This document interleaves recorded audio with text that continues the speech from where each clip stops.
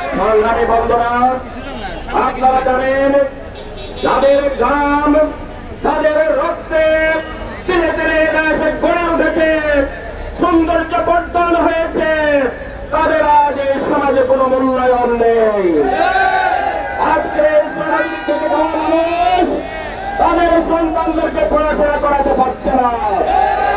আমি জিজ্ঞাসিত করতে চাই সরকার বাহাদুরকে, আপনারা যদি পুলিশদের জন্য পুলিশ লাইন স্কুল করতে পারেন, ক্যান্টনমেন্ট আর্মিদের জন্য cantonment board school college university করতে পারেন, বিজিবির জন্য তাদের জন্য স্কুল ইউনিভার্সিটি করতে পারেন, আজকের সকল শ্রমজীবী খেটে খাওয়া মানুষদের জন্য কেন শ্রমিক কল্যাণ স্কুল করতে পারবেন না?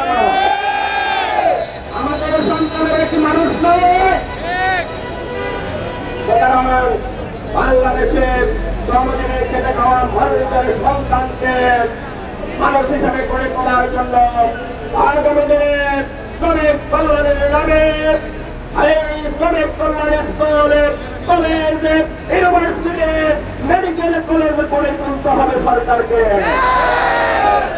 একইভাবে এই শ্রমিকদের জন্য মেহনতি শ্রমজীবী মানুষ যাতে আজীবন শ্রমিক না থাকে, তারাও মালিক হতে পারে।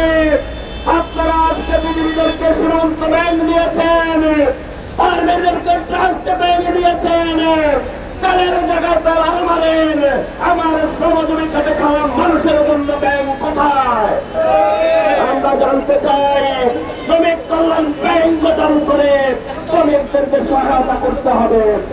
আপনারা তার জন্য সকলে ঐক্যবদ্ধ থেকে কেবল আন্দোলন গড়ে করে সেটি আদায় করতে হবে। প্রিয় বন্ধুরা আমার, আপনারা জানেন আজকে পুলিশ লাইন গেলে পুলিশ লাইন, সেখানে গিয়ে আপনারা হাসপাতাল পাবেন ওদের চিকিৎসার জন্য।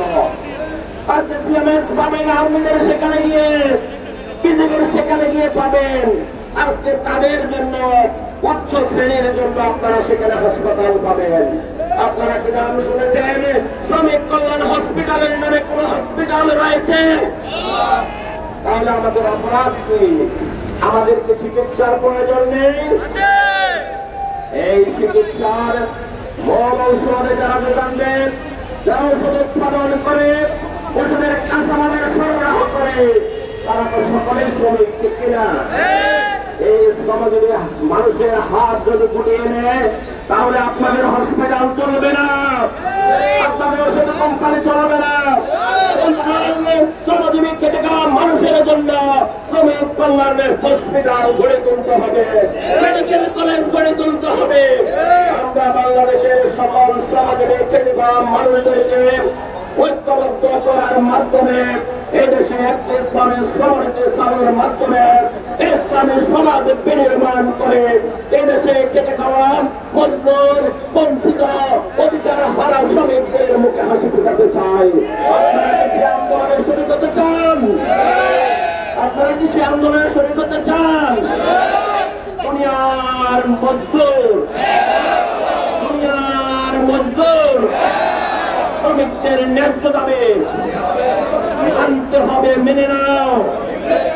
শ্রমিকদের ন্যায্য দাবি, রিক্সা শ্রমিকদের ন্যায্য দাবি, নৌ শ্রমিকদের ন্যায্য দাবি, বন্দর শ্রমিকদের ন্যায্য দাবি, গ্রামীণ শ্রমিকদের ন্যায্য দাবি, সিএনজি শ্রমিকদের ন্যায্য দাবি, পরিবহন শ্রমিকদের ন্যায্য দাবি।